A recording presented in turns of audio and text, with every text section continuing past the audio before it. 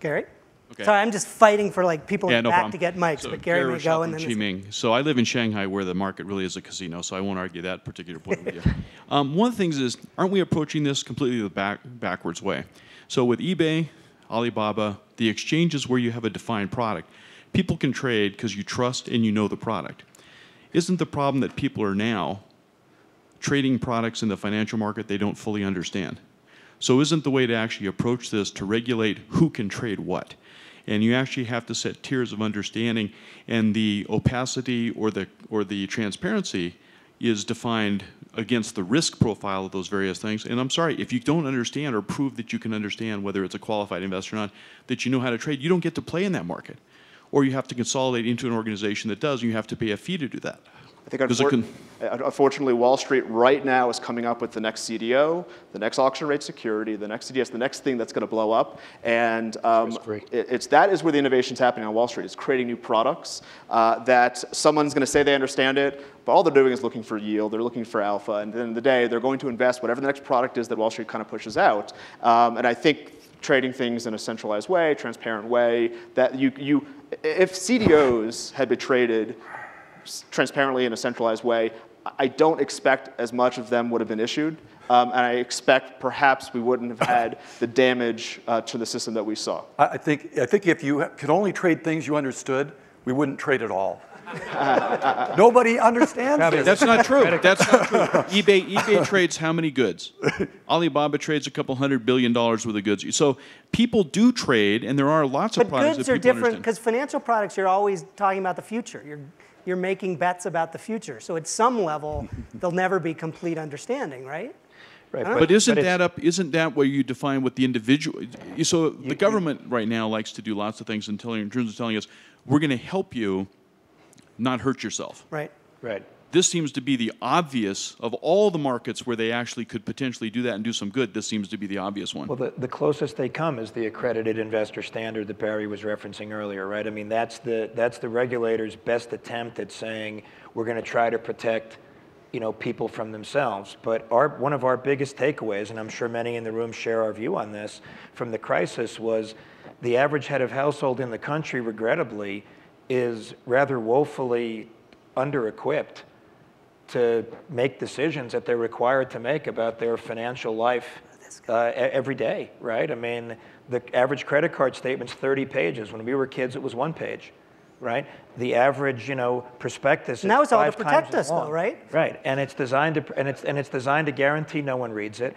And one of the reasons we created the financial literacy website that we created was to give people a place to go, because the average adult who doesn't understand an adjustable rate mortgage is probably not going to go ask one of their friends or colleagues how it works because they're embarrassed to ask. They're embarrassed to admit that they don't know. So I think we have a collective responsibility to try to protect everybody and do what we can, and it's about information sharing to empower them.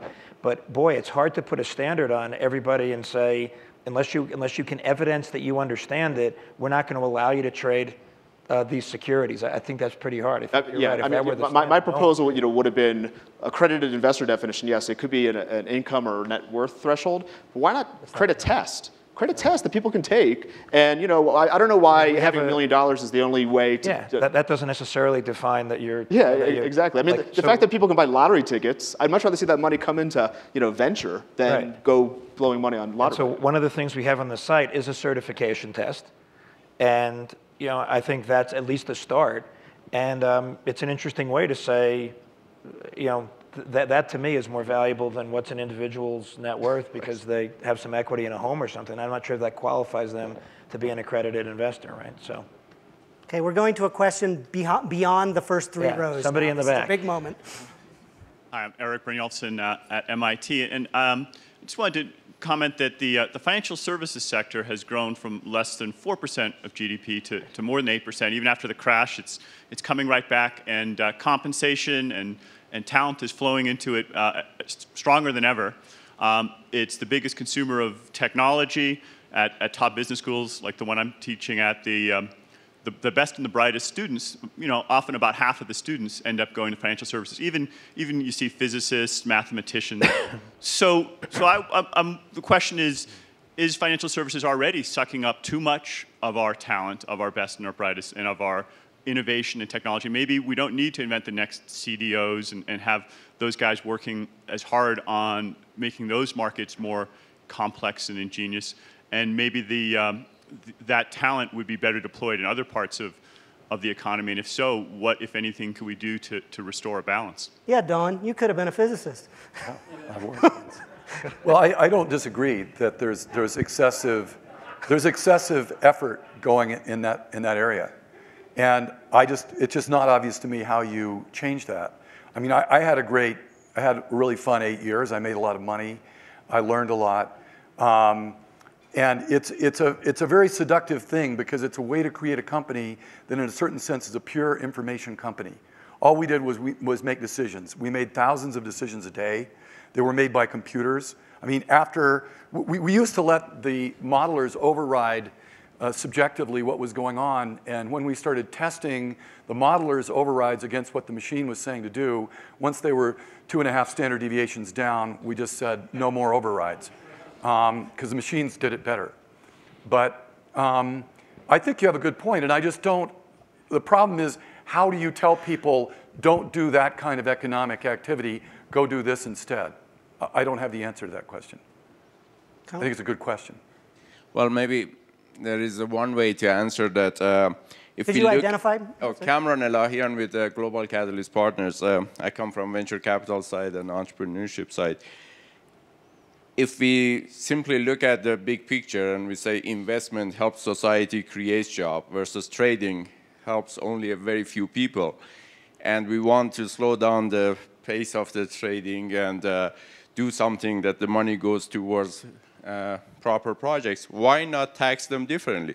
If a trader just buys and sells per minute, so much should be taxed at much higher rate versus somebody who buys something and holds on to it for a year or 2 or 6 months or even 3 months should be rewarded at a different level. So that's called a Tobin tax, and it's been a much debated question in the economics literature.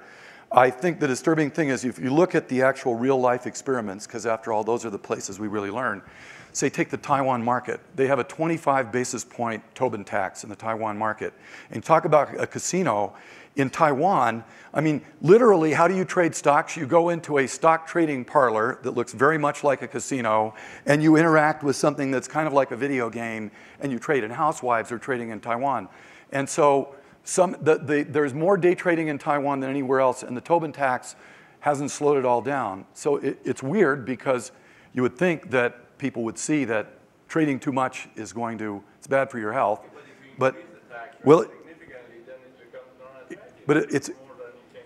it's already a huge tax, and you have to be a little careful because there are good reasons why people trade.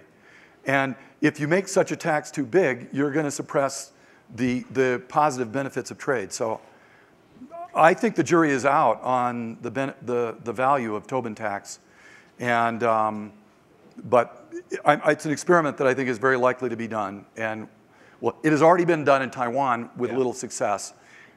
Maybe we can make it even bigger, but 25 basis points is that's 1/4% per trade. You don't have to do very many trades before that adds up to being a lot. And a couple observations on this, right? So it sounds good in theory when you first think about it. 2 or 3 observations. One, other countries that have experimented with these taxes or with stamp taxes, we're all patriotic, but capital isn't.